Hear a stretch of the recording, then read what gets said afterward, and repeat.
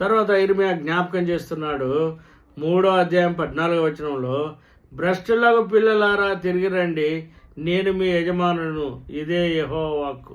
కాబట్టి ఇర్మియా మరీ చెప్తున్నాడు, భ్రష్టులైన పిల్లలారా తిరిగి రండి. ఇంతకుముందు అన్నాడు ద్రోహిణికి ఇశ్రాయేలు తిరిగి రమ్మన్నాడు. ఇంతకుముందు అన్నాడు మరి నీవేలా ఇటు అటు తిరుగుతావు, ఏది సమకూర్చుకొనడానికి, నీ మార్గము మార్చుకొనుటకు నీవేలా ఇటు అటు తిరుగుతున్నావు, కాబట్టి నా దగ్గరికి రా. రెండవ మాట ఇశ్రాయేలు తిరిగి రమ్ము అంటున్నాడు.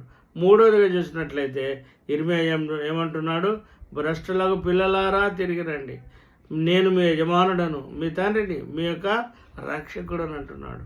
ప్రేమైన సహోదరుడా, ఒకవేళ నువ్వు తప్పిపోవచ్చు, నీవు భ్రష్టత్వంలో ఉండవచ్చు, లేక నీవు మరి ద్రోహిణివై ఇశ్రాయేల్ వల్లే మరి ఆయన నుండి దూరం పోవచ్చు.